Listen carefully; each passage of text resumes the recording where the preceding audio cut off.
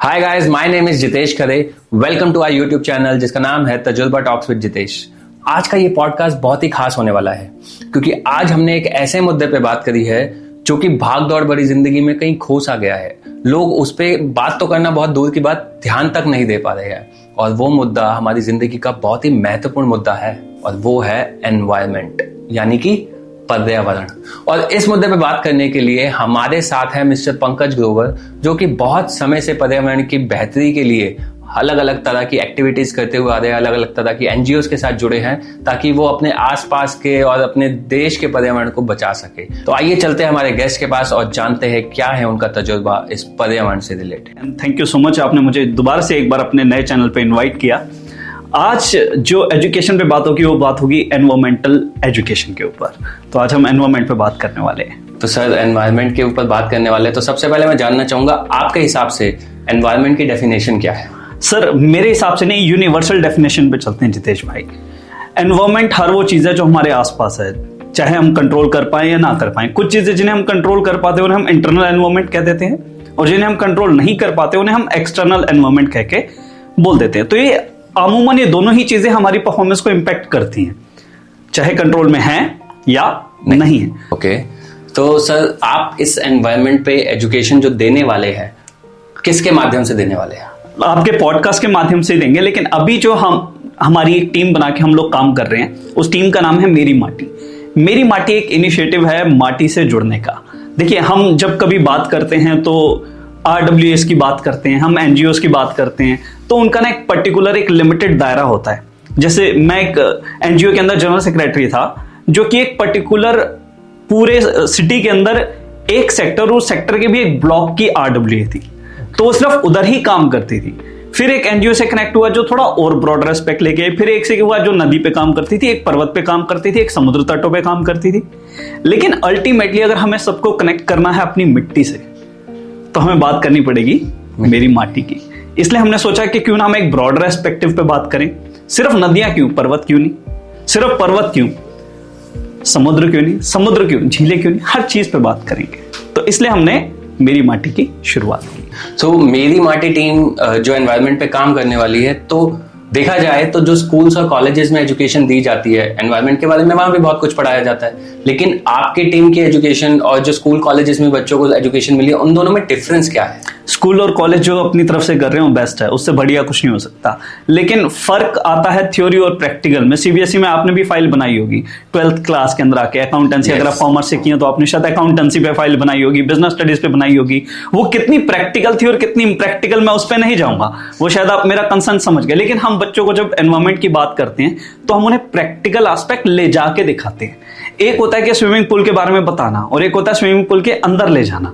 तो हम बच्चों को जंगल बताते नहीं है, जंगल में लेके जाते हैं। हम बच्चों को नदियां, झीलें, ये सब चीजें बताते नहीं है, वहां लेके जाते हैं, फील करा। तो एजुकेशन देना और एक्चुअल में फील कराना कि भाई ये चीज आप बता, तुझे चाहिए या नहीं चाहिए। सर, लेकिन मेरा एक सवाल है कि जैसे आपने कहा कि आप बच्चों को प्रैक्टिकली दिखाते हैं कि जंगल कैसे होते हैं, वहां पे क्या क्या चीजें हैं, उसकी इंपॉर्टेंस बताते हैं। ये तो हो गए वो लोग जो आपके साथ जा सकते हैं, जो बच्चे आपके साथ जा सकते हैं। बट बहुत सारे लोग ऐसे हैं जो शायद टाइम नहीं निकाल सकते, या फिर यूं कह लो कि वो घर से निकलना ही नहीं चाहते जी। तो उन लोगों को कैसे हेल्प करेंगे आप? तो जितेश भाई, उसके लिए आपका चैनल है, हमारी सोशल मीडिया टीम काम कर रही है, जो YouTube के जरिए, इंस्टा के जरिए लोगों के घरों में पहुंचने की बात कर रही है। और हम लोगों से अपील करते हैं कि यार आप ना अपने घर में जंगल उगाएं। आप कहेंगे मेरे घर में तो जगह ही नहीं है। बिल्कुल, जंगल क्या, मैं तो एक पेड़ भी नहीं लगा सकता। मुझे भी ये लगता था कि मेरे घर में तो जगह ही नहीं है, मैं तो शहर के अंदर रहता हूँ, मेरे घर में मैं कैसे वन विकसित कर सकता हूँ। तो बहुत छोटा था, मेरे को ना मेरे दादाजी ने एक बुक दी थी, उसके अंदर बोनसाई पेड़ों का जिक्र था। तब से मेरा उसमें काफी इंटरेस्ट बढ़ा। तो बोनसाई पेड़ क्या है? बेसिकली आप किसी भी पेड़ को, जो 30-40 साल का पेड़ है, आप उसे एक पॉट में उगा सकते हैं। उसकी एक आर्ट, एक कला है। तो आप अपने आसपास हर तरीके का एनवायरनमेंट डेवलप कर सकते हैं। अब आप कहेंगे मुझे नहीं आता, तो यार ये सिखाने के लिए अनलिमिटेड चीजें हैं, आप सीख सकते हैं। YouTube पे सिखाने के लिए बहुत से लोग बैठे हैं, इंस्टा पे सिखाने के लिए बहुत से लोग बैठे हैं, गूगल पे आप जाएंगे तो अनलिमिटेड लिटरेचर है। ये आपकी नीयत के ऊपर है, आपकी जरूरत के ऊपर है कि आपको चाहिए या नहीं। ऑक्सीजन की जब हमें जरूरत पड़ी थी कोरोना में, तो ढूंढ के लाए थे ना भाई। बिल्कुल। तो जिस दिन इसकी भी नीड लगेगी और लगेगा यार जरूरत तो है, एनवायरमेंट तो चाहिए, माहौल तो चाहिए और अच्छा चाहिए, तो आप ढूंढ के लाएंगे। कि आपने कहा कि घर पे पौधे उगाइए, घर पे एक जंगल बनाइए जो कि एक एनवायरनमेंट क्रिएट करेगा, लेकिन जब मैं घर पे पौधे लगाता हूँ तो वो पौधे जो है ना वो कभी कभी सूख जाते हैं, या मे भी हो सकता है मेरी साइड से मैं उसको ढंग से मेंटेन नहीं कर पाता, या क्या मेरी साइड से गलतियां हो रही है जिसकी वजह से वो पौधे अच्छे से ग्रो नहीं कर पाते। हम एक एग्जाम्पल लेते हैं, जो हमारे देश में सबसे ज्यादा पाया जाने वाला पौधा है वो है तुलसी का पौधा, जिसकी हम पूजा भी करते हैं, राइट। तो अक्सर देखा है लोगों के घर में तुलसी का पौधा तो होता है, लेकिन वो अच्छे से खिल नहीं पाता। बहुत से लोग परेशान होते हैं इस बात को लेके कि मेरे आंगन की तुलसी जो है वो खिल नहीं पाती। तो उसको कैसे हम टेक केयर करें ताकि तुलसी का पौधा जो है जो अच्छे से खिल सके। जितेश भाई, जो आपने सवाल पूछा, मुझे लगता है ऑडियंस में भी मैक्सिमम लोगों का ये सवाल होगा, और आपने मैक्सिमम लोगों का सवाल ले लिया कि तुलसी का पौधा नहीं खिल रहा, क्या करें। यार इसके ना 2-3 एंगल है। एक तो स्पिरिचुअल एंगल, हम ना उसकी बहुत पाठ पूजा करते हैं, उसको बहुत जल चढ़ाते हैं। तो जल जो चढ़ाना हमारी इच्छा होती है कि हम जल चढ़ा रहे हैं, लेकिन तुलसी का पौधे को अगर ज्यादा पानी मिल जाए ना तो उसकी जड़ें गल जाती हैं। तो जड़ें गलने से क्या होता है, ग्रो नहीं कर पाता। तो आप उसको पानी तभी दीजिए जब उसमें मिट्टी जो है वो सूख चुकी हो, दरारें पड़ जाए, तब आप पानी डालिए, वरना आपको पानी डालने की इतना जरूरत नहीं है। दूसरा, हम उसे आंगन में रख देते हैं इंस्टेड उसको थोड़ा सा कवर्ड एरिया में रखने की। तो आंगन में रखने से क्या होता है, बारिश आई, सरप्लस हुआ पानी का, फिर वो वहीं पे सूख जाएगा। और एक तीसरा रीजन, जो मेन रीजन है, मतलब मैं बताऊंगा कि जिस घर में पॉजिटिव एनर्जी का फ्लो नहीं है उस घर में तुलसी सर्वाइव नहीं करेगी। जिस घर में पैसे नहीं आने, बाल बच्चे नहीं पनपने, माइंड कीजिएगा और इस बात को आप ऑब्जर्व करके कहीं पे भी चेक कर सकते हैं, उस घर में फूल नहीं खिलेंगे। तो स्पिरिचुअल एंगल्स भी हैं हर एक चीज के। आपके पास कितने ही अच्छे माली हो, कितना ही कुछ हो, लेकिन जब तक आपने अपनी घर की ऊर्जा को परिवर्तित नहीं किया तब तक आपके घर में पेड़ पौधे सर्वाइव नहीं करेंगे। तो मतलब घर का एटमॉस्फेयर पहले अच्छा होना, पॉजिटिव एनर्जी होना, पॉजिटिव वाइब्स होना बहुत जरूरी है अगर आप अपने घर में पौधे उगाना चाहते हैं या फिर कुछ भी ऐसा एनवायरनमेंट से रिलेटेड कुछ एक्टिविटी करना चाहते हैं। तो घर की एनर्जी को पॉजिटिव कैसे कर सकते हैं? जितेश भाई, सिंपल सा तरीका है। हमने सीखा है कि घर में आप सेंधा नमक के पोछे लगा सकते हैं। घर में देखिए, पाठ पूजा अगर चल रही है तो कहीं ना कहीं आपकी घर की ऊर्जा सकारात्मक ही होगी। और जो भी आपके घर में अगर कुछ कूड़ा पड़ा है, कुछ कबाड़ा पड़ा है, कुछ ऐसी चीज पड़ी है जिसको आपने 3 साल से ज्यादा यूज नहीं किया और फिर भी आपने उसे स्टोर रूम में रखा हुआ है, तो उसे आप निकाल दीजिए। क्योंकि जिसको 3 साल से इस्तेमाल नहीं किया उसका शायद यूटिलाइजेशन आपके लिए नहीं है। उसको इंस्टेड आप कबाड़े में बेचिए, कुछ नया ले आइए, घर में कुछ अच्छी चीज रखिए।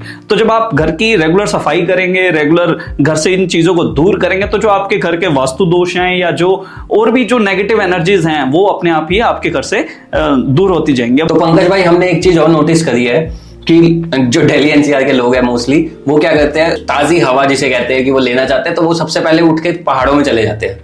क्या हमारे दिल्ली एनसीआर में ऐसा एनवायरनमेंट नहीं है जहां लोग जाके अच्छे से एक अच्छे और क्लीन एटमॉस्फेयर को फील कर सकते हैं? जितेश भाई, हम पहाड़ों में ही बैठे हैं, हम अरावली पहाड़ी की रेंज में बैठे हैं। पूरा दिल्ली एनसीआर टेक्निकली समझा जाए तो ये अरावली पहाड़ी में ही है। जहां आप और हम अभी बैठे हैं ये अरावली पहाड़ी है। जहां हम सुबह गए थे वो भी अरावली पहाड़ी था, हालांकि वो दिल्ली रीजन का पार्ट था। पर आप समझिए कि आज भी दिल्ली एनसीआर में सुबह जो हम गए थे वो प्रिजर्व फॉरेस्ट है। ऐसे बहुत सारे प्रिजर्व फॉरेस्ट हैं जिन्हें रखा गया है कि प्रिजर्व फॉरेस्ट मतलब वहां पर सिवाय फॉरेस्टेशन के कोई और एक्टिविटी नहीं हो सकती।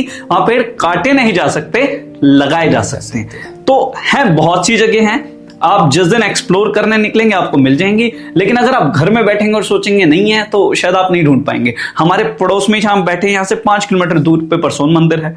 आप वहां जाके उसकी छटा देखिए, क्या अद्भुत है। आपको नजारा ऐसा लगेगा, आप मानिए कि आप फरीदाबाद में नहीं, आप हिमाचल की पहाड़ियों में आ गए। आपको वो एहसास होगा। आप ऊपर जो टेम्परेचर फील करेंगे और जो नीचे जाके फील करेंगे, आपको 5 डिग्री का टेम्परेचर में डिफरेंस फील होगा। आपको हर तरीके का फ्लोरा फौना दिखेगा। तो जब आप चीजों को समझेंगे और आसपास मानेंगे कि हमें, और अगर नहीं भी है जितेश भाई एनवायरमेंट आपके आसपास, तो आप डेवलप कर सकते हैं। और सबसे पहले दिल्ली एनसीआर के लोगों को मैं एक मुबारकबाद देना चाहूंगा। जितेश भाई, आपको भी बहुत बहुत मुबारक हो। आप लोग वर्ल्ड के टॉप मोस्ट पॉल्यूटेड शहरों में से एक में रह रहे हैं। एक में नहीं, रादर द टॉप मोस्ट में रह रहे हैं। मैं मानता हूं कि आप लोगों के गुर्दे जो हैं वो शायद आयरन के बने होंगे। आप आयरन मैन हैं, क्योंकि आप दुनिया के सबसे पॉल्यूटेड हवा, सबसे पॉल्यूटेड पानी और सबसे पॉल्यूटेड धरा में होने के बावजूद जिंदा हैं। तो यकीनन आप बधाई के हकदार हैं। अगर किसी को आपकी टीम के साथ जुड़ के जाना पड़े तो क्या आप लोग उनको, कोई भी आके आपकी टीम के साथ पार्टिसिपेट कर सकता है इन एक्टिविटीज में? जितेश भाई, बहुत अच्छा सवाल है। हमारी टीम एक कम्युनिटी है, कोई एनजीओ नहीं है कि जिसकी आपको मेंबरशिप लेनी पड़ेगी या जिसके लिए आपको सब्सक्रिप्शन पे करना पड़ेगा। हमने इसको एनजीओ का फॉर्मेट ही नहीं रखा है, तो कोई भी आके जुड़ सकता है। और अगर आप कहेंगे तो हम आपके कहने पे, आपकी सुविधा अनुसार, जिस सैटरडे संडे या वीकेंड या गस्टेड हॉलीडे पे आप लोग फ्री हैं, हम लोग हर कोशिश करते हैं कि गस्टेड हॉलीडे के ऊपर हम अपना एक काइंड ऑफ एक वॉक रख सके, नेचर वॉक, ताकि लोगों को हम उस चीज से अवेयर करा सके, हम लोगों को फील करा सके। नेचर थेरेपी बहुत बड़ी चीज है। एक और मैं आपको इफेक्ट बताता हूं, रशिया की गवर्नमेंट अपने लोगों को लैंड दे रही है ताकि वो पेड़ लगा सके। आप कहोगे ये क्या है? ये डीएनए थेरेपी है। डीएनए थेरेपी कैसे? आप कोई भी एक फल लीजिए, मान लिया आपने जामुन का फल लिया, आप उसे चबाइए, चबाने के बाद जो बीज है उसे 10 मिनट तक अपने मुंह में रखिए, तो जो भी आपके सलाइवा के थ्रू आपका डीएनए है वो उस बीज में आ जाएगा। तो जो भी आपकी बॉडी में कमी है वो सारी उस बीज ने रीड कर ली। मदर नेचर जानती है कैसे ट्रीट करना है, आप और मैं भले ही नहीं जानते। अब उस बीज को आप मदर अर्थ को सौंप दीजिए, वो पेड़ उगेगा, और जब उस पेड़ के आप फल खाएंगे तो उस जो आपके डीएनए में कमी थी वो सारी कमी उस फल में उसका इलाज आ जाएगा, और वो फल आप खाएंगे तो आप ठीक हो जाएंगे। तो आप सोचिए सरकारों के लिए कितना इजी है। हेल्थ केयर के लिए आप लाखों करोड़ों अरबों रुपए खर्च कर रहे हैं, आपने करना है कि आपने थोड़ी सी जमीन इस्तेमाल करनी है और सिंपल सा ट्रीटमेंट करना है। तो ये एक बहुत ही अच्छा इनिशिएटिव है। आई होप इंडियन गवर्नमेंट भी इसको बहुत जल्दी अपनाएगी और लोगों में इस चीज को लेकर अवेयरनेस बढ़ाएगी। पंकज भाई, आपको क्या लगता है कि हमारे एनवायरनमेंट को इम्पैक्ट करने वाली सबसे बड़ी चीज क्या है? मतलब इम्पैक्ट एज इन कि पॉल्यूटेड करने वाली सबसे बड़ी चीज क्या है? तो जितेश भाई, एनवायरमेंट की अगर हम बात करते हैं और उसके पॉल्यूशन की बात करते हैं तो सिंपल सी बात है। देखो यार, किसी भी चीज की, इंसान की नीड जो है ना, वो जब तक नीड रहती है तब तक पूरी दुनिया में इतने रिसोर्सेज हैं कि वो एक एक इंडिविजुअल की सारी नीड्स पूरी करते। लेकिन गांधी जी कहते थे कि इस धरती पे इतने कम रिसोर्सेज है कि आप एक भी इंसान की ग्रीड पूरी नहीं कर सकते। तो जब हमारी नीड ग्रीड में कन्वर्ट हो जाती है तो उसको फुलफिल करना बड़ा मुश्किल काम है। जैसे आपके पास, मैं मान लेता हूं ऐसी 10 टी शर्ट होंगी, ठीक है 10 सफिशियंट है, लेकिन अगर आपने 100 रखी हुई है, आपने 150 रखी हुई है, तो शायद सिर्फ आपकी ग्रीड है। क्योंकि मुझे नहीं लगता कि एक इंसान पूरे सीजन में, साल भर में 10 से ज्यादा टी शर्ट चेंज करता हो सकता है कोई करता भी हो, मैं उस पर नहीं जा रहा, पर इन जनरल तो जितने की मुझे जरूरत है, अगर मैंने उतना रखा है वो मेरी नीड है, उससे एक्सेस ले रहा हूं तो ग्रीड है। इस पे जितेश भाई, वो एक पॉइंट पे मैं आपको लेके आना चाहूंगा और आपको जान के बड़ी हैरानी होगी कि इस धारा पे मेरा मानना है कोई भी व्यक्ति वेजिटेरियन नहीं है। लोग तो बोलते हैं कि मैं वेजिटेरियन हूँ बहुत। आप क्या खाते हैं? वेजिटेरियन लोग क्या खाते हैं आप बताएं? अनाज खाते हैं, चावल खाते हैं, गेहूं खाते हैं, बाजरा खाते हैं। ये सब कहां उगाया जाता है? जमीन पर। जमीन, आपको लगता है कोई ऐसी फ्लैट पड़ी हुई है जो उपजाऊ जमीन है और जिसपे कुछ उगा ना हो पहले से? यानी कि वहां कुछ पेड़ या तो जंगल रहे होंगे, पहाड़ रहे होंगे, उनको काट के ही क्या बनाया आपने? खेत बनाया। तो जो पेड़ थे, उन पेड़ों पे किनका वास है? पशु पक्षियों का। वो उससे क्या चल रहा है? एक इकोसिस्टम। तो अल्टीमेटली आपने एक इकोसिस्टम को किल करके अपनी चीज को लाए ना। तो आपकी जितनी ज्यादा डिमांड होगी, आपकी जितनी ज्यादा ग्रीड होगी, आप उतना ज्यादा नेचर का एक्सप्लॉयटेशन करोगे। आपकी वजह से उतने ज्यादा पेड़ कटेंगे, उतने ज्यादा जंगल साफ होंगे, उतने ज्यादा पहाड़ काटे जाएंगे, उतनी ज्यादा नदियों के पानी को दूषित किया जाएगा। तो आप अपनी ग्रीड को कंट्रोल करके, जितने की जरूरत बस उतना ही है, काफी 2 गज जमीन जीने मरने के लिए, अगर ये कंसेप्ट पे अगर आप चल सकते हैं तो आप वेजिटेरियन हैं। क्योंकि सादा जीवन और उच्च विचार अगर आपके जीवन में नहीं है तो यकीन मानिए, आप कितने बड़े खुद को वेज कह लें, कुछ भी कह लें, आप नॉन वेज हैं, क्योंकि आप अल्टीमेटली नेचर को एक्सप्लॉइट कर रहे हैं। तो अगर देखा जाए, इतनी सारी इंडस्ट्रीज जो बन रही है, कहीं ना कहीं जंगल कट के वहां पे बड़ी बड़ी इंडस्ट्रीज, बड़ी बड़ी फैक्ट्रीज लग रही है, तो जो लोग उन फैक्ट्रीज का प्रोडक्ट यूज कर रहे हैं या किसी भी तरह से उनकी सर्विसेज कंज्यूम कर रहे हैं, तो वो सब नॉन वेजिटेरियन। हर चीज इस धरती पे जो भी चीज बनी है जितेश भाई, आप पहन रहे हो, मैं पहन रहा हूं, आप खा रहे हो, मैं खा रहा हूं, उसके लिए रॉ मटेरियल, उसके लिए फैक्ट्री कहां लगेगी? अल्टीमेटली लैंड पर। और लैंड कहां से आएगा? लैंड कहीं इंटरनेट से तो डाउनलोड होगा नहीं, एटीएम से तो निकलेगा नहीं, अखरोट में से प्रकट होगा नहीं, तो कहां से आएगा लैंड? लैंड अल्टीमेटली पहाड़ों को काट के बनाया जाएगा। या दूसरी ऑप्शन, आप जंगल काटो, क्योंकि आपको एक्सप्लॉयटेशन तो करना पड़ेगा। और अगर आपने ये काम किया तो फिर आप काहे के वेज? आपने किसी को शोषण ही तो किया, किसी की हत्या ही तो की, किसी का घर ही तो उजाड़ा। तो अल्टीमेटली आपको अपनी जरूरतें कम ही रखनी पड़ेंगी। पंकज भाई, जब हम एनवायरनमेंट की बात करते हैं तो सबसे पहले दिमाग में ना, जब भी हम कोई भी इंसान एनवायरनमेंट की बात करते हैं तो उसके दिमाग में उत्तराखंड के पहाड़ सबसे पहले आते हैं, क्योंकि आजकल जनता जाती ही वहीं पे है। मैंने एक चीज देखी है, खुद ऑब्जर्व करी है, जब मैं भी घूमने गया था, कि लोग वहां पे खा रहे हैं और ऊंचे पहाड़ों पे गए हैं तो उनसे वहां से अपना कूड़ा भी वापस लेके नहीं आया जाता। तो इस चीज पे आप क्या कहना चाहोगे? मतलब ये तो सबको पता है कि ये गलत है, बट इस चीज को कंट्रोल कैसे कर सकता है? जितेश भाई, बड़े बड़े आईएएस पढ़े लिखे लोग बैठे हैं, इस पे मैं क्या कमेंट करूं। बात सिर्फ नियत की होती है कि हम उस देश में बेच रहे हैं जहां जगह जगह प्याऊ लगाए जाते थे। आज वही पानी 20-20 रुपए लीटर पानी की बोतलों में बिक रहा है। तो मैं 1 घंटे, मतलब 1 घुट अपनी प्यास बुझाने के लिए 200 ml की बोतल को एक जनरेट कर रहा हूं जो अगले 5000 साल तक कहीं नहीं जाएगी और वहीं पर पड़ी रहेगी, तो समझदारी किसमें? अब उस कंपनी को ये पानी की बोतल बनाने से रोकना और जगह जगह पानी की व्यवस्था करना, ये आपकी और मेरी जिम्मेदारी तो नहीं है। चलिए हम मान लेते हैं अगर है भी, तो हम कहां तक कर लेंगे? अल्टीमेटली अगर गवर्नमेंट ही हर जगह स्वच्छ पानी पीने का मुहैया करा दे तो इससे बड़ी बात नहीं हो सकती। और आपको और मुझे लगता है कि हम आजादी के 77 साल हो गए, हमने बड़ी तरक्की कर ली। हमारी सरकारें हमें आजादी के 77 सालों में पीने का स्वच्छ पानी मुहैया नहीं करा पाई। आप इसे तरक्की मानते हैं? मैं इसे लोकतंत्र के गाल पे तमाचा मानता हूं। ये तो बल्कि ऐसा हो गया सर, जब हम छोटे थे तब तो हम ये आरओ का पानी कुछ नहीं होता, तब हम डायरेक्ट नलके का पानी पीते थे। बल्कि पानी स्वच्छ तो क्या होना, ये शायद और प्रदूषित होता जा रहा है दिन पे दिन। आपने अरावली की पहाड़ियों की बात करी, तो उससे अगर थोड़ा आगे चले तो हम शायद इस पे डिस्कशन भी कर रहे थे। बहुत से कूड़ा जो है जो वहां पे शिफ्ट होता जा रहा है और उससे कुछ कहीं ना कहीं हमारी धरती उससे इंपैक्ट होगी। तो मैं चाहूंगा आप उसके ऊपर थोड़ा सा हमारी ऑडियंस को बताइए एग्जैक्टली हो क्या रहा है, वो प्रोसेस कैसे हमें इंपैक्ट करता है। जितेश भाई, आप और मैं कुछ भी ऑनलाइन सामान मंगाते हैं, एक पिज्जा भी खाते हैं, पिज्जा के साथ एक डब्बा एक्स्ट्रा जनरेट हो जाता है। हम गोलगप्पे खाते हैं, उसमें एक डोना जनरेट हो जाता है, कूड़ा, जिसका कोई दोबारा से रिसाइकिल हम कहते हैं हो सकता है। लेकिन आप मुझे वो जगह बताएं जहां होता है। मेरे को अभी प्रिंटर की कार्टेज निकाल के फेंकनी थी, मैं चाहता था मैं उसे किसी को रिसाइकिल करने के लिए दे दूं, लेकिन मैंने सर्च किया और मुझे कुछ नहीं मिला कि मैं किसको दे सकता हूं। तो अगर मैं उसको किसी को नहीं दे सकता तो मैं किसको दूंगा? कूड़े की रेडी को। अब कूड़े की रेडी में क्या होता है जी, वो सुबह सुबह गाना बजाते हुए आते हैं जी, गीला अलग डालो सूखा अलग डालो। अच्छी बात है, डालना भी चाहिए, हम डालते भी हैं। लेकिन क्या उसके बाद क्या होता है उस कूड़े का? क्या गीले से खाद बनाई जाती है? क्या सूखे को बेचा जाता है? हाँ, वहां पे एक दो लड़के खड़े होते हैं जो सूखे में से इतना कर लेते हैं कि गत्ता अलग कर लिया, प्लास्टिक अलग कर लिया, इनिशियल स्टेज पे उसको बेच दिया। लेकिन जो कपड़ा और बाकी क्या है जो नहीं बिक सकता, उसका क्या करते हैं? फिर वो जाता है हमारे लोकल गार्बेज हाउस में, उसको वहां इकट्ठा किया जाता है, उसको मिक्स किया जाता है, उसमें नाले की मिट्टी मिलाई जाती है ताकि वजन बढ़ जाए। क्योंकि ये जो कंपनीज हैं जो ये कूड़े का निष्पादन के लिए लगी हैं, मैं किसी पे आरोप नहीं लगा रहा, पर ऐसा अक्सर होता हुआ देखा गया है कि उन्हें अगर आप किलो के हिसाब से बोलोगे कि आप जितना किलो कूड़ा लेके आओगे हम आपको उतना पैसा देंगे, तो कूड़ा बढ़ाने के लिए, वेट बढ़ाने के लिए उसमें कुछ भी करेंगे। फिर वो नाले की मिट्टी भी मिलाएंगे, गीली मिट्टी जब उसमें मिल गई तो अब उस कूड़े को आप कुछ कर नहीं सकते, और फिर उसे ले जाएंगे आप एक ऐसी जगह खड़ा करेंगे जहां बंदवाड़ी या दिल्ली के आसपास हम अनगिनत ऐसे पहाड़ देखते हैं, तो उन सब पहाड़ वो पहाड़ बनते चले जाएंगे कूड़े के। तो आने वाले टाइम में आप और मैं अपने बच्चों को क्या दिखाएंगे, क्या छोड़ के जाएंगे उनके लिए? यही कूड़े के पहाड़। आओ बेटा हम तो उत्तराखंड देख के आओ, तुम्हें हम दिल्ली एनसीआर के कूड़े के पहाड़ दिखाते हैं। अब कूड़े का पहाड़ हमने खड़ा कर दिया, वेस्ट, जो भी आप मेरे से पूछना चाह रहे हैं, उस वेस्ट से क्या निकलेगा सर? बारिश होगी तो क्या निकलेगा?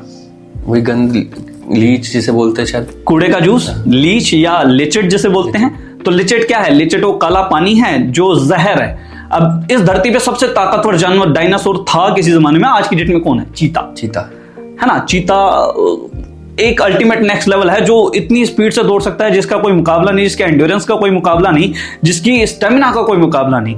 अभी अरावलीज के अंदर ऐसे 3 चीता, 3 तेंदुए जो सेम ब्रीड के हैं, कजन ब्रदर, डेड पाए गए उस लिचेट का पानी पीने से।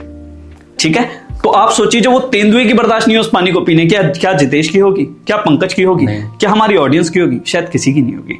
तो ये आपको हमें समझना पड़ेगा कि वो लिचेट के पानी का हो क्या रहा है। वो लिचेट का पानी भूमिगत जल स्रोत में जाके मिल रहा है, और वही भूमिगत जल स्रोत का पानी दिल्ली एनसीआर पीता है। तो दिल्ली एनसीआर जब उसी लिचेट का पानी, आपने कुछ खाया, कूड़ा जनरेट किया, कूड़े ने लिचेट जनरेट किया, लिचेट ने पानी को दूषित किया, उसी पानी को आपने पिया, तब पर्यावरण ने आपसे बदला ले लिया। आप पर्यावरण को जितना दूषित करेंगे, पर्यावरण उतना आपको दूषित करेगा। दिल्ली एनसीआर में भी एक रिपोर्ट आ रही थी यहाँ पे, अभी मैं 3-4 दिन पहले देख रहा था, बंदवाड़ी विलेज पड़ता है, वहां पर गवर्नमेंट ना पानी के सैंपल चेक कर रही थी, लोगों का हेल्थ चेकअप चेक कर रही थी। मैं चुनौती के साथ बोलता हूं, उस पूरे विलेज के 5 किलोमीटर के रेडियस में जहां कूड़े का ढेर है, आप मुझे एक घर दिखा दीजिए, सिर्फ एक घर जहां पर कैंसर का पेशेंट ना हो, सिर्फ एक घर आपको ढूंढे से नहीं मिलेगा। सर ये तो बहुत ही क्रिटिकल सिचुएशन बोल सकते हैं, और बहुत ही ऐसा सिचुएशन है जो शायद आने वाले टाइम में बहुत सी पीढ़ियों को खत्म कर देगा, और शायद अभी भी कर ही रहा है, क्योंकि ऑलरेडी पानी तो वहीं से डिस्ट्रीब्यूट हो ही रहा है दिल्ली एनसीआर में।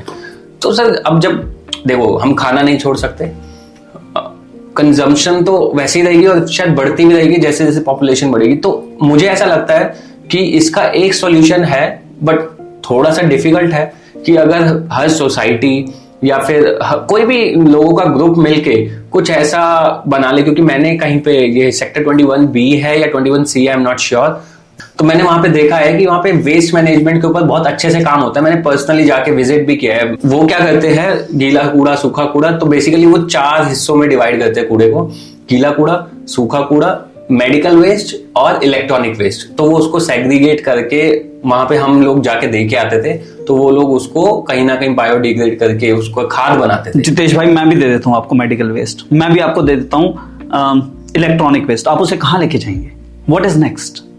उसका निष्पादन कैसे? तो कहीं ना कहीं आपको अपनी जरूरतों पे कंट्रोल करना पड़ेगा। जिसकी जरूरतें कम है उसके जमीर में दम है। तो जितेश भाई, मुझे ना एक बार राहगिरी के इवेंट में जाने का मौका मिला और मैं चांदनी चौक पे खड़ा था और मेरे रोंगटे अभी भी खड़े हो रहे हैं इस बात को याद करके। एक तरफ मैंने देखा गुरु तेग बहादुर, जिन्होंने लोगों के लिए शहादत दी, कुर्बानी दी, और जिन्होंने कहा यार नीड पे काम करो, है ना, सरबद्दा भला, सबका भला होना चाहिए। और दूसरी तरफ वो अंकारी लाल किला, जिसने उनका शीश कलम कर दिया था। मुझे मतलब अभी भी रोंगटे खड़े हो रहे हैं। लेकिन वो अहंकार, वो ग्रीड का प्रतीक लाल किला, जब इसी संत की 300वीं एनिवर्सरी मनाई गई तो कहां मनाई गई? उसी अहंकारी लाल किले में। आज जब आप और मैं जाते हैं तो हम नमन कहां करते हैं? हम गुरु तेग बहादुर को नमन करते हैं। हम जाके वहां पे उस किले के सामने खड़े होकर हेल मोगेम्बो नहीं करते, हेल मुगल नहीं करते।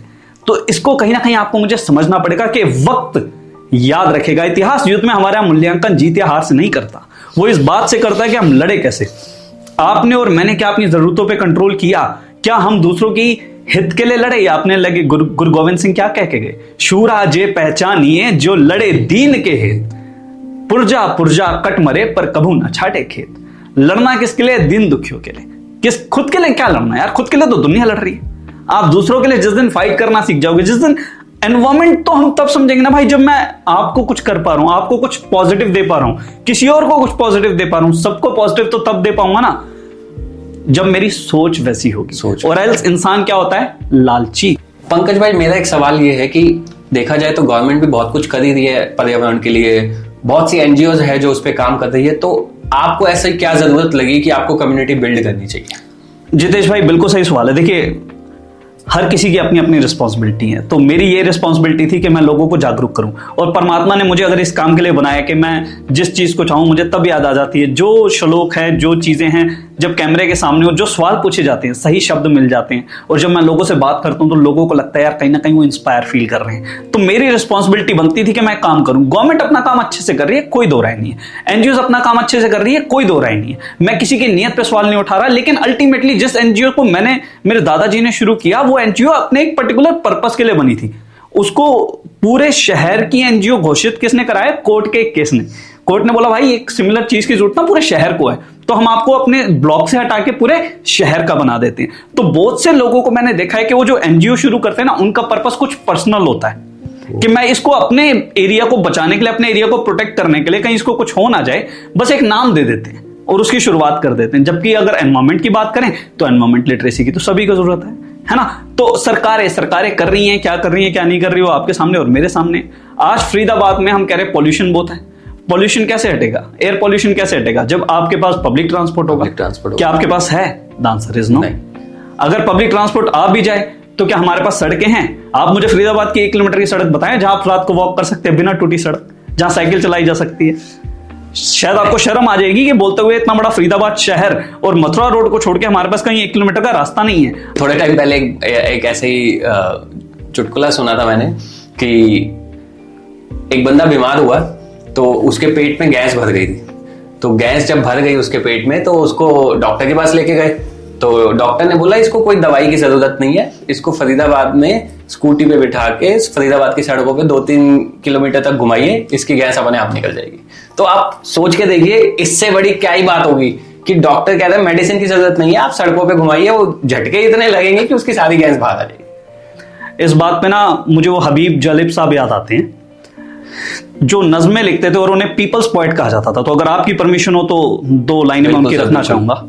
तो बोलते थे कि फूल शाखों पे खिलने लगे, तुम कहो हम क्यों कहें, ऐसा दिख ही नहीं रहा। देखिए फूल शाखों पे खिलने लगे, तुम कहो जाम रिंदों को मिलने लगे, तुम कहो। जाम रिंदों को अर्थात मतलब जो लोग प्यासे हैं, जिनको भूख प्यास लग रही है, उनको हमने सबको राशन अवेलेबल करा दिया कि जाम रिंदों को मिलने लगे तुम कहो, चाक सीनों के सिलने लगे तुम कहो। चाक सीनों के मतलब जिनको दर्द हो रहा है, जिनको तकलीफें हुई हैं, जिन्होंने घाव खाए हैं, उनके घाव सिलने लगे हैं, सब कुछ ठीक होने लग गया है। तुम कहो, तुम कहो, तुम कहो, तुम कहो, इस खुले झूठ को, जहन की लूट को, मैं नहीं जानता, मैं नहीं मानता, है ना। जहन की लूट मतलब आप यही कर रहे हैं, आप कह रहे हैं सब चंगा सी, सब चंगा नहीं सी। मैं किसी पॉलिटिकल पार्टी या किसी लीडर के लिए नहीं बोल रहा, मैं इन जनरल पूरी सोसाइटी के लिए बोल रहा हूं। एनजीओ बोल रही हैं जी सब बढ़िया है, सब बढ़िया, हमने कर दिया जी, हमने इसको बचा लिया, उसको बचा लिया। अच्छा, एक साल में 1000 हेक्टेयर पहाड़ काटे जा रहे हैं, तुम 5 एकड़ डेवलप करके क्या कर लोगे? सही बात है। एक साल के अंदर 1000 फैक्ट्रियां, नई फैक्ट्रियां आके अपना गंदा पानी यमुना में, गंगा में छोड़ रही हैं, आप 5 फैक्ट्रियों को बैन करके क्या कर लोगे? नीयत साफ होनी चाहिए। अगर मोदी जी एक शाम को आके बोल सकते हैं भाई और बहनों आज से नहीं चलेंगे 500 और 1000 के नोट, तो आके बोल सकते हैं बेटा कल सुबह अगर दिख गया किसी का गीला और सूखा कूड़ा इकट्ठा, तो भाई और बहनों वहीं गोली मार दी जाएगी। हम करेंगे नियत की बात। नियत बहुत बड़ी चीज है सर। हमने अभी थोड़ी देर पहले बात करी थी कि पौधे घर पे लगाना, आपने बताया कि कैसे पॉजिटिव एनर्जी जो है आपके पौधे को भी ग्रो करने में बहुत हेल्प करती है। तो वो कौन से पौधे हैं जो इंसान लगा सकता है घर के अंदर, जिनके घर में डायरेक्ट धूप नहीं है? क्योंकि आजकल बहुत से फ्लैट सिस्टम बन गए हैं, कुछ बैक पोर्शंस है जहाँ पे धूप नहीं आती ढंग से या हवा भी नहीं आती, तो क्या कोई ऐसे भी पौधे हैं जिनको अगर इन सब चीजों से थोड़ा सा दूर रखा जाए तब भी ये ग्रो कर सकते हैं? मनी प्लांट हो गया, स्नेक प्लांट हो गया, ऐसे अनगिनत पौधे हैं दोस्त, जिसको अगर आप इंडोर हाउस प्लांट्स करके सर्च करेंगे ना, ऑल्दो इंडोर हाउस प्लांट कुछ नहीं होता, वो ऐसे पौधे होते हैं जिन्हें कम धूप की जरूरत होती है, क्योंकि धूप तो अल्टीमेटली हर एक पौधे को चाहिए। ये इंडोर हम इन्हें इसलिए बोलते थे कि आप 10 दिन अंदर रख लो, 2 दिन बालकनी में रख लो, थोड़ा धूप लगा लो, फिर अंदर ले आओ। पंकज भाई, मैं जानना चाहूंगा कि अब तक एनवायरमेंटल लिटरेसी के ऊपर आपने क्या क्या काम किया है और क्या ऐसे रिजल्ट्स करे हैं जो लोगों को इंस्पायर कर सकते हैं, क्या आप उसके बारे में बताना चाहेंगे? बिल्कुल भाई, मैं एक ऐसी एनजीओ के साथ जुड़ा हूं, जनरल सेक्रेटरी हूं, जिसको गवर्नमेंट ने बाय डिफॉल्ट ही सही लेकिन पूरे फरीदाबाद के पार्कों के लिए अलॉट कर दिया कि आप ये फरीदाबाद की ग्रीनरी के लिए काम कीजिए। मैं सिर्फ फरीदाबाद की नहीं, दिल्ली एनसीआर की बात करना चाहता था, पर ठीक है, हर एक की अपनी लिमिटेशन होती है। फरीदाबाद के ग्रीन बेल्ट के ऊपर 1996 गवर्नमेंट के सर्वे के अकॉर्डिंग उस समय तक 46,000 की आबादी रहती थी। अभी हम 2024 में जी रहे हैं, तो सोचिए अगर ग्रीन बेल्ट ही नहीं बचेगी तो क्या बचेगा? तो ग्रीन बेल्ट पे जो एनक्रोचमेंट हो चुकी है उसको हटाने के लिए हम ऑलरेडी केस लड़ रहे हैं एनजीटी के अंदर। एक केस हमारा एनजीटी में चल रहा है, एक कंटेम्प्ट ऑफ कोर्ट हमारा हाई कोर्ट के अंदर चल रहा है, डिस्ट्रिक्ट कोर्ट के अंदर भी हमारी कुछ ना कुछ कंप्लेंट्स और अपील्स जाती रहती हैं। आपको जान के हैरानी होगी जितेश भाई कि आज से कुछ साल पहले जब बारिश बहुत ज्यादा होती थी तब फरीदाबाद इतना नहीं डूबता था जितना आप कम बारिश में डूबने लगा है। हैरानी की बात नहीं है? सही में सर, ये चीज तो कभी ध्यान ही नहीं गया, बट अगर नोटिस किया जाए तो बिल्कुल सही बात है ना। तो इसकी वजह क्या है? इसकी वजह है कि पहले हमारे पास जो है ना कच्चा इलाका ज्यादा था, फुटपाथ के बाद एक कच्ची जमीन होती थी जहां से पानी जमीन में चला जाता था। अब क्योंकि पानी जमीन में नहीं जा रहा तो ग्राउंड वाटर टेबल भी डिस्टर्ब हो रहा है, वो इंक्रीज नहीं हो रहा। और दूसरी चीज, क्योंकि हमने पार्क ही खत्म कर दिए, कच्ची जमीन ही खत्म कर दी, तो जमीन में पानी उतरने का कोई स्कोप ही नहीं है। और जब जमीन में पानी ही नहीं उतरेगा भाई, तो हम कैसे जिएंगे? तो अगर 1 लाख की पॉपुलेशन पे 5 लाख लोग रहेंगे, सेम इंफ्रास्ट्रक्चर को यूज करेंगे, मान लीजिए आपके घर में 20 लोगों के रहने की जगह है, 200 लोग आके रहने लगे, तो क्या होगा? ना बाथरूम प्रॉपर मिलेगा, ना किचन प्रॉपर मिलेगा, ना सोने की जगह, ना खाने की, ना पीने की, और घुटन भी होगी। बिल्कुल। तो यही हमारे शहर के साथ हो रहा है कि अगर हमने एक मास्टर प्लान बनाया है तो उस मास्टर प्लान को एज इट इज एग्जीक्यूट कराना किसकी जिम्मेदारी है? जितेश की? नहीं, पंकज की? गवर्नमेंट की। गवर्नमेंट की या अथॉरिटीज की, जो भी रिस्पॉन्सिबल अथॉरिटीज है। मैं किसी का नाम नहीं ले रहा, पर सबको पता है। आपने अरावलीज की बात करी थी पंकज भाई, अरावलीज में कौन कौन से पेड़ है? कभी जाके आपने देखा ही होगा। अरावली में हर तरीके के पेड़ है भाई, पर कुछ एक पेड़ ना इंटेंशनली लगाए जाते हैं जो नेचर को खराब करते हैं। मैं से एग्जांपल लेता हूं कि मान लीजिए कोई एक पेड़ है जो मरुस्थल में अपने आप उग जाता है, पर उस पेड़ के साथ एक उल्टा फैक्ट भी है कि जहां वो पेड़ उग जाएगा उस जमीन को मरुस्थल कर देगा। तो आप सोचिए अगर 1 कीकर उग गया तो वहां की लैंड को क्या करेगा? फर्टिलिटी खत्म कर देगा। मैं इधर आपको रोकना चाहूंगा, सॉरी। कीकर क्या होता है, मतलब ऑडियंस के लिए कीकर किस तरह का पेड़? कीकर एक ऐसा पेड़ है जो मरुस्थल में उगाया जाता है। नॉर्मली इसे अफगानी कीकर कहते हैं। ब्रिटिशर्स इसे इंडिया में लेके आए थे क्योंकि उनके ऊपर भी प्रेशर था, समहाउ एडमिनिस्ट्रेटर थे वो लोग, कि इस एरिया को ग्रीन दिखाना है, इस एरिया को कैसे भी करके ऐसा दिखाना है कि यहाँ मरुस्थल नहीं है बल्कि यहाँ पर क्या है, पेड़ उगे हुए। तो उन्होंने लाके लगा दिया। ठीक है, अब उनकी तो मूर्खता थी कि उन्होंने लाके लगा दिया कीकर। तो आप सोचिए, अगर हम एक या दो पौधों पे ऐसे पेड़ों पे फोकस करेंगे जो मरुस्थल में उग जाते हैं, तो अल्टीमेटली वहां के लैंड को क्या कर रहे हैं, वो आने वाली सदियों के लिए वहां की लैंड को मरुस्थल में कन्वर्ट कर रहे हैं। आज दिल्ली एनसीआर मरुस्थल में तेजी से कन्वर्ट हो रहा है। उसकी वजह क्या है? उसकी वजह है तेजी से बढ़ता हुआ कीकर का प्रभाव। कीकर एक ऐसा पेड़ है जो किसी भी नॉर्मल पेड़ के कंपैरेटिवली 5 गुना ज्यादा पानी खींचता है, आसपास का सारा न्यूट्रिशन खा जाता है और बाकी पेड़ों को सर्वाइव नहीं करने देता। इसमें भी 2 तरीके के कीकर हैं, क्या देसी कीकर है, क्या विलायती कीकर। लोगों का मानना है कि देसी कीकर उतना नुकसान नहीं करता, पर अल्टीमेटली कीकर तो कीकर है ना, कजन ब्रदर है, मैं मान गया, उतना नहीं करता लेकिन करता है। तो कहीं ना कहीं हमें लैंड का नेचर चेंज करने की जरूरत है। अगर वो मरुस्थल हो चुकी है तो आप उसे थोड़ा सा फर्टाइल बनाइए। वहां पे वो पेड़ लगाइए जो आज हम 26-27 देख के आए।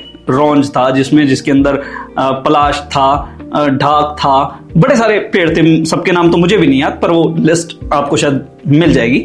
तो उन पेड़ों को आप लगाने की कोशिश कीजिए जो ब्रॉडर। देखिए, हर तरीके का पेड़ ना अपने आप में एक इकोसिस्टम होता है। एक पत्ता भी अपने आप में इकोसिस्टम होता है।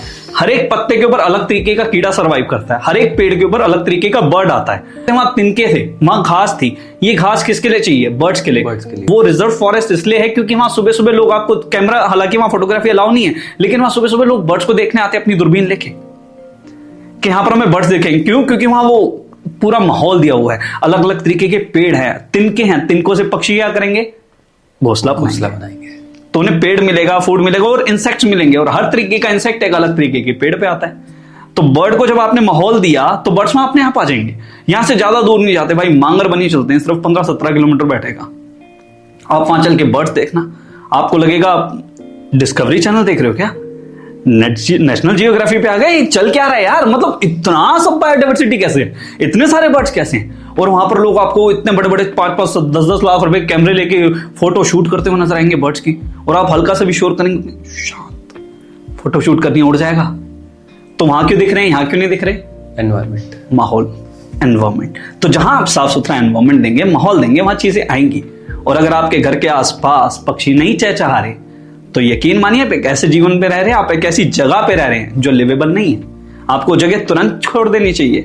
जिस जगह पे कबूतरों का वास हो जाए, बसेरा हो जाए, और वहां कबूतर घोंसला बनाने लग जाएं, वो जगह इंसानों के रहने लायक नहीं है। वहां की ऊर्जा आप चेक करा लीजिए। आजकल तो बड़े सारे तरीके आ गए हैं, बहुत सारे लोग इस पे एनालिसिस करते हैं, इस पे अपनी बात करते हैं, और उनके पास उपकरण भी हैं।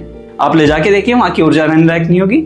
जहां बंदरों का वास हो जाए, मैं नहीं कह रहा बंदर आपकी छत पे आते हैं तो नहीं, वास हो जाए, वो जगह रहने लायक नहीं है, क्योंकि बंदर किसी और जीव को रहने नहीं देते आसपास। यही कबूतरों के साथ है, क्यों किसी और पक्षी को पनपने नहीं देंगे। और जहां नेगेटिव एनर्जी होगी वहीं कबूतर अपना घोंसला बनाएगा, और जहां कबूतर घोंसला बनाएगा वहीं नेगेटिव एनर्जी होगी। अगर हमें एनवायरनमेंट को बचाना है, सेफ रखना है, रहने लायक बनाना है, तो हमें अपनी जरूरतों पे थोड़ा तो कंट्रोल करना ही पड़ेगा।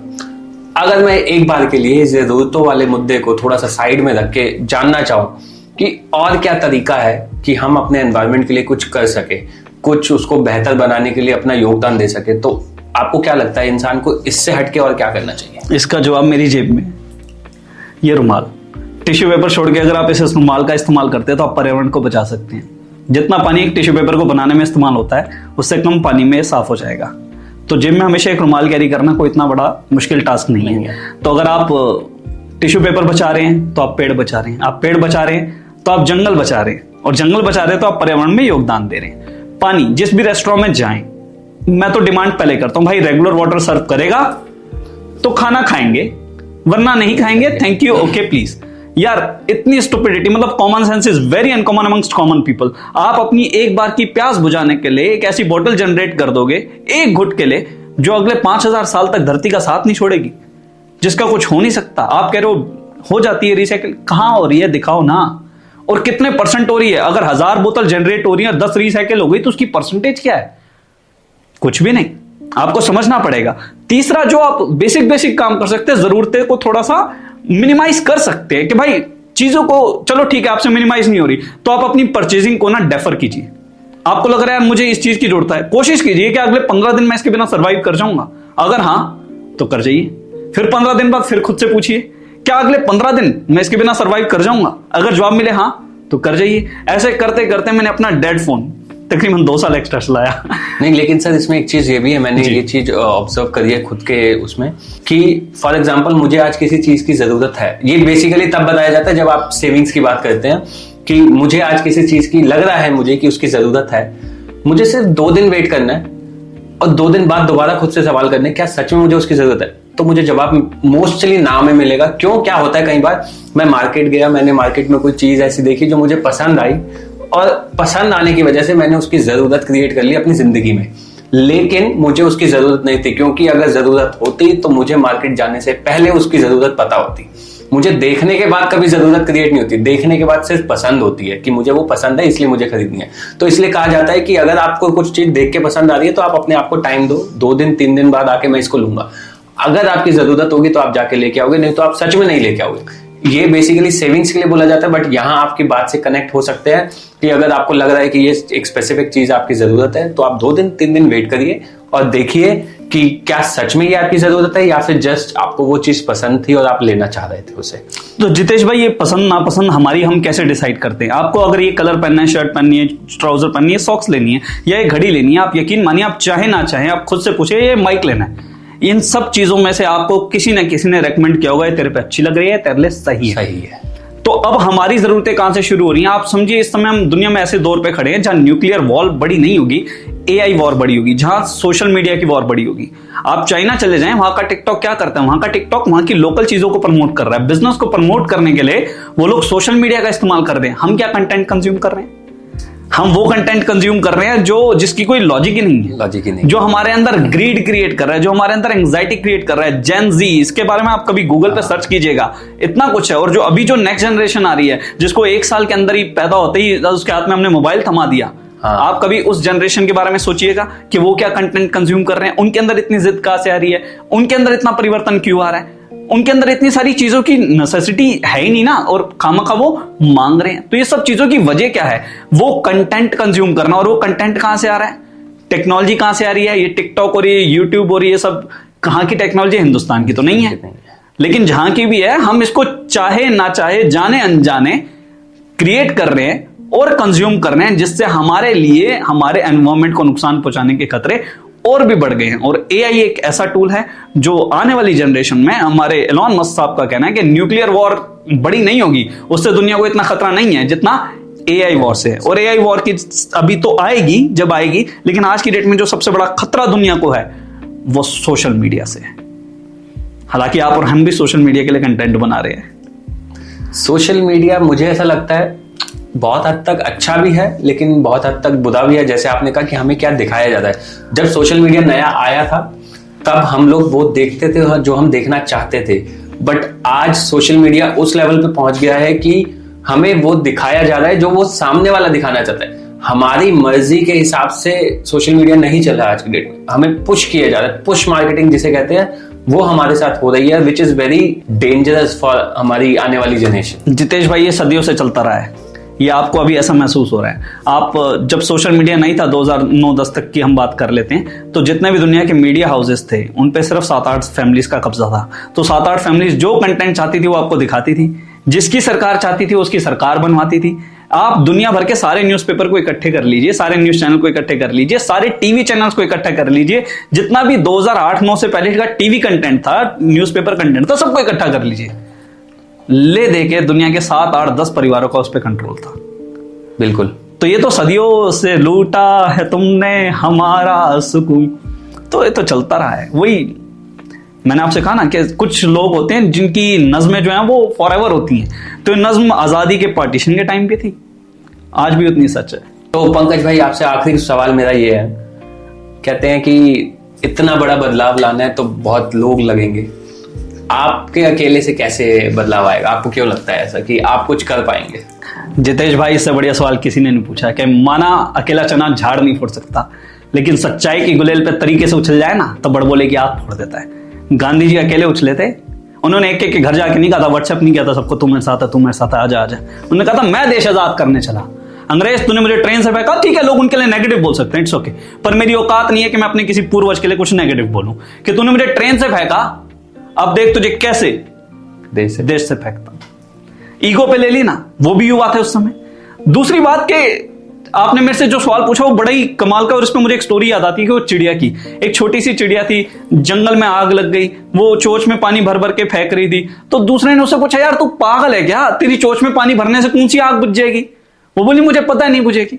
लेकिन जब इतिहास लिखा जाएगा ना, तो 3 तरीके के लोग लिखे जाएंगे। पहला, जिन्होंने आग लगाई, दूसरा, जो आग जलती देखते रहे और भाग गए, और तीसरे वो जिन्होंने आग बुझाई। तो मैं तीसरी कैटेगरी में शामिल होंगी, जिसने आग बुझाने की कोशिश तो की। इस पर रामधारी सिंह दिनकर कहते हैं कि समर शेष है और नहीं पाप का भागी केवल व्याध, जो तटस्थ हैं हिले नहीं, जिन्होंने मातृभूमि को बचाने के लिए कुछ किया नहीं, समय लिखेगा उनका भी इतिहास, जब समय लिखेगा उनका भी इतिहास, है ना। तो याद रखिए कि इतिहास जयचंद और वीरभद्रों का भी लिखा जाता है। आप किस कैटेगरी में शामिल होना चाहते हैं? आप उस स्टूडियो में शामिल होना चाहते हैं या जयचंद और वीरभद्रों, जिनका आप सोचिए, भगवान राम के परम मित्र कौन थे? विभीषण। लेकिन आजाद हिंदुस्तान और हिंदुस्तान का 5000 साल का इतिहास गवाह है, किसी भी मां ने अपने बेटे का नाम विभीषण नहीं रखा।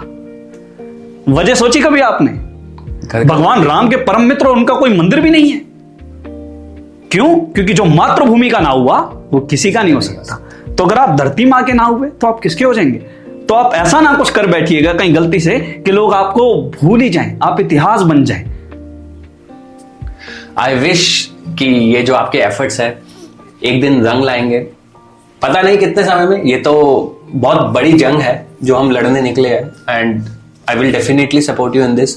आशा करता हूं कि लोगों को हमारे आज के इस डिस्कशन से बहुत कुछ सीखने को मिला होगा अबाउट नेगेटिव एनर्जी कैसे खत्म करनी है, घर में पेड़ पौधे कैसे लगाने हैं, कौन से पौधे हैं जो वो अपने घर में लगा सकते हैं। एंड आई होप लोग थोड़ा बहुत तो एफर्ट करके, इसलिए नहीं कि मैं तो ये कहूंगा कि आप इसलिए मत लगाइए पौधे कि आपको एनवायरमेंट को बचाना है। मैं तो ये कहूंगा आप पौधे लगाइए, आपको अपने घर को सुंदर दिखाना है।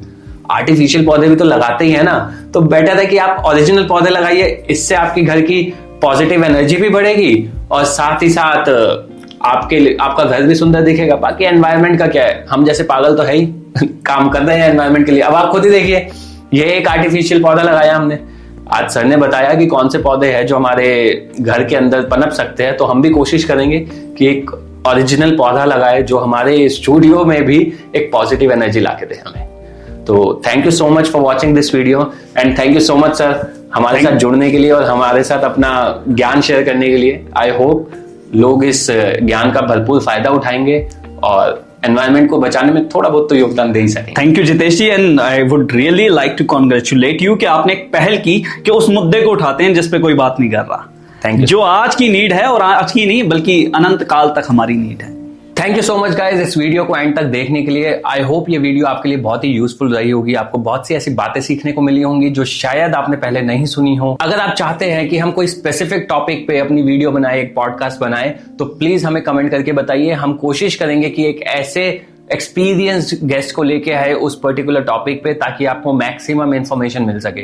और अगर आपके पास कोई ऐसा इंसान है जिसका तजुर्बा दुनिया को इंस्पायर, मोटिवेट या एजुकेट कर सकता है, तो आज ही हमें कमेंट करके बताइए। हम उस इंसान के साथ जल्द से जल्द कनेक्ट करेंगे और उसे हमारे प्लेटफॉर्म पर जल्दी इनवाइट करेंगे। क्योंकि हमारा मानना यह है कि हर इंसान अपनी जिंदगी में हीरो होता है, बस फर्क सिर्फ इतना होता है कि कुछ लोगों की फिल्म रिलीज नहीं हो पाती। अगर आपको हमारा कंटेंट अच्छा और यूजफुल लगा तो प्लीज हमारे चैनल को सब्सक्राइब करें, इससे हमें थोड़ी सी मोटिवेशन मिलेगी और हम और भी अच्छे अच्छे पॉडकास्ट लेके आएंगे आपके लिए, जो कि आपको एंटरटेन भी करेंगे, एजुकेट भी करेंगे, इंस्पायर भी करेंगे और मोटिवेट भी करेंगे।